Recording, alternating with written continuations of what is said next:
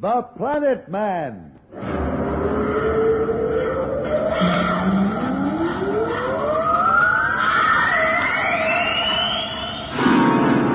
The Planet Man.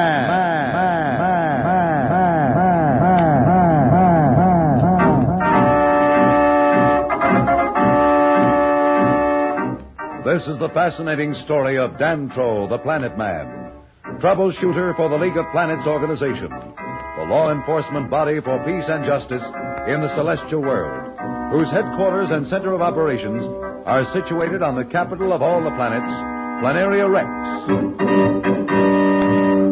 From Mercury to Pluto, wherever danger threatens the universe, you will find Dantro the Planet Man fighting for fair play. In a moment, The Planet Man.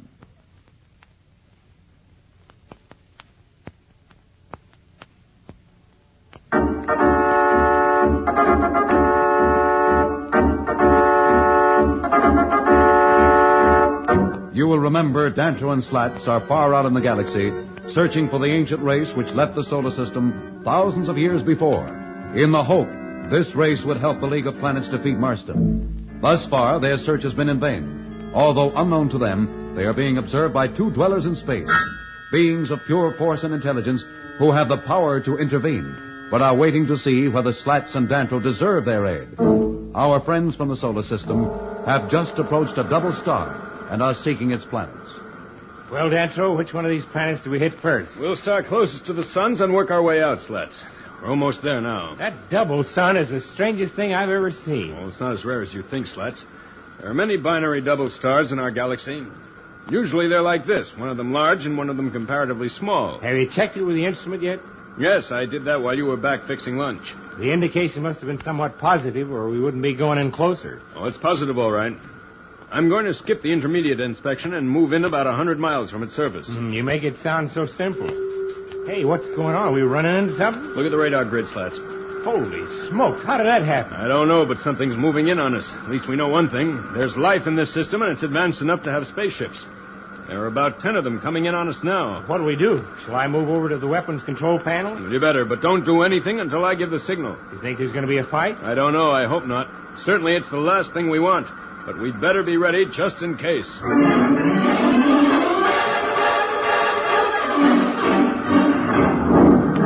They're coming in pretty close. I'll try and contact them on the space communicator. Hello, this is Dantro, Planteria Rex. We come in peace. Hello, this is Dantro, Planteria Rex. We come in peace.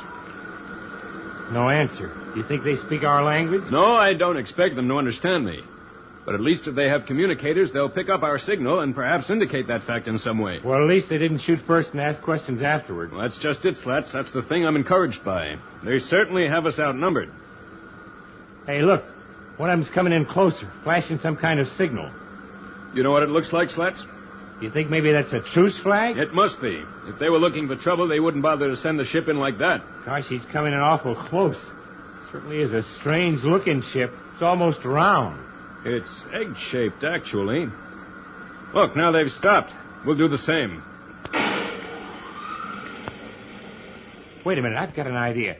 Maybe we ought to blink back at him. At least it'll be some kind of acknowledgement. That's a good idea, Slats. You want to take care of it? Sure. Just for the heck of it, I think I'll say hello in good old Earth code. Hey, look, they're answering me. They're saying hello, too. They must understand it. Well, I don't think that's it, Slats. It's probably just a way of acknowledging the message. They're probably just sending back what they received. They're turning around, moving away from us. Now they're blinking from the stern. Now they're stopping again. Hey, what's going on? I think they want us to follow them. Let's try and find out if that's what they want. Yeah. I think you've hit it, Dantro. Hey, look. They're staying right ahead of us. Yes, the other ships are moving right along, too. Where are they taking it? We're headed for that first planet. Well, we want it investigated. Looks like we're going to, whether we like it or not.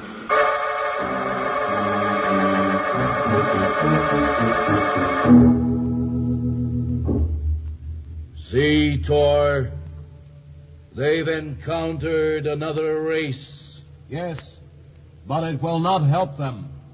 That race knows no more than they. Their science will provide them with none of the answers they seek. Son, why do you bother with such unimportant matters? Nothing in the universe is unimportant, Toor. Our responsibility is to see that evil does not triumph.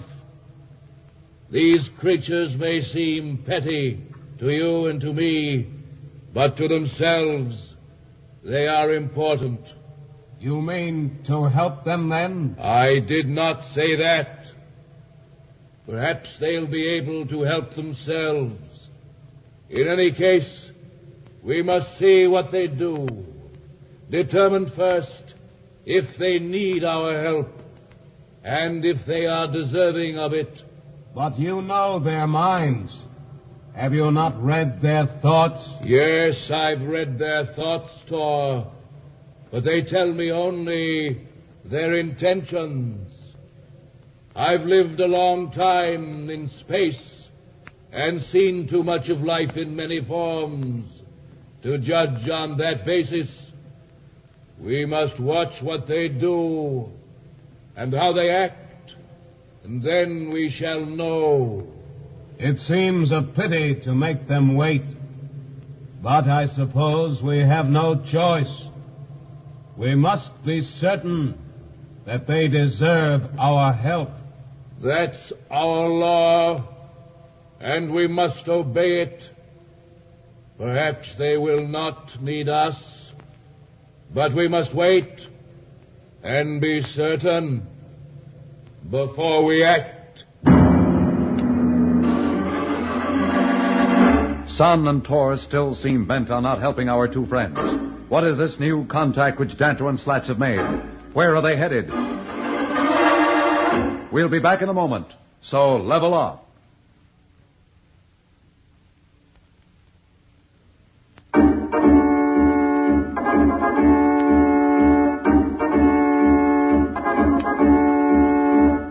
When we left Dantro and Slats, they had made contact with a strange group of stellar ships in their search for the ancient race. We find them now as they are following this fleet to some unknown spot. We're certainly getting awful close, Dantro. There's something strange about that planet, isn't there? Well, if you call heat strange, then it's strange, all right, Slats. You mean you really think all those ships came from that hot spot? We'll find out quickly enough. See, that ship we're following is heading for that range of mountains. Well, anyhow, it's not just a molten mass. It looks to me like some kind of rock. It's solid enough, but whether it's rock or not, I wouldn't venture to guess. At least not the kind of rock we're used to. Any rock in our system would be a mass of lava in that heat. Hey, now you mention it, I'm beginning to sweat. Well, that's just your imagination, Slats. This ship can take a lot more heat than the surface temperature of this planet. Otherwise, we could never survive as long as we have. Yeah, maybe the ship can, but we can't. Don't worry, I have no intention of leaving our ship. Well, that doesn't make much sense to me, but I guess you know what you're doing. I wish I were certain myself. Hey, gee, they've landed. We gonna land, too? Look up and you'll see that we haven't got much choice. Gosh, look, those other 9 ships are right up there above us.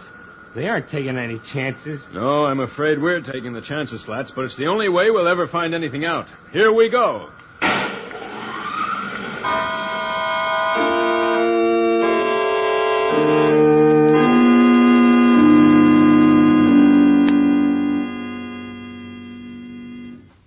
Look at that temperature gauge. I'm glad this ship's insulated. It registers 2,000 degrees. Hey, what are you thinking about? I think we ought to open our outer port so that if they send anybody to board us, they can. Well, what about the heat? The lock is insulated and refrigerated, too. That's not the problem. Oh, I get it. Once we get them aboard, we're kind of at their mercy. Just about, Slats. What do you say? Shall we try it or not? Well, if you say it, that's good enough for me. We're in this together, and you know a lot more than I do.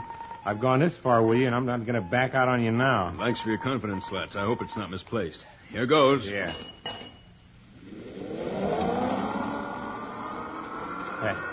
That does it. Are you coming aboard now? Yeah, it looks like it. They're coming alongside the port in a tank. It's hooking on. Check the video screen. Right. I forgot we could see what was in the lock. Holy smoke. Looks like a barrel or something. It's probably a spacesuit. Yeah, I guess you're right. It's a sense that whatever's inside it isn't human. That suit's about 3 feet wide and 2 feet high. Looks just like a barrel. It isn't old Mr. 5x5 himself. Let's call it Barrel, huh? Hey, what do we do now? There's only one thing we can do, Slats. We've gone this far, and we'll have to go all the way. Open the inner door of the lock.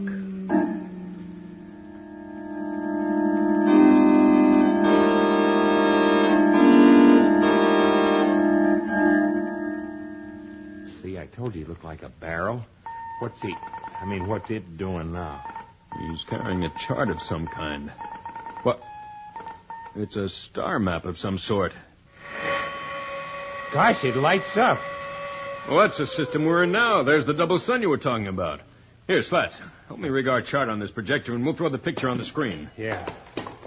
Now I'll point out where we come from. Yeah. Hey, look, Dantro. He's making some more adjustments on that chart of his now. Look. You see what he's got lit up now? That's our solar system, isn't it?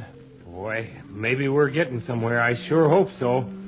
I haven't forgotten that Marston for a minute. Dantro and Slats seem to have struck some semblance of luck. What are these new creatures they've just contacted? Can they really help our friends? We'll be back in a moment. But first, here is a message the Planet Man wants you to hear.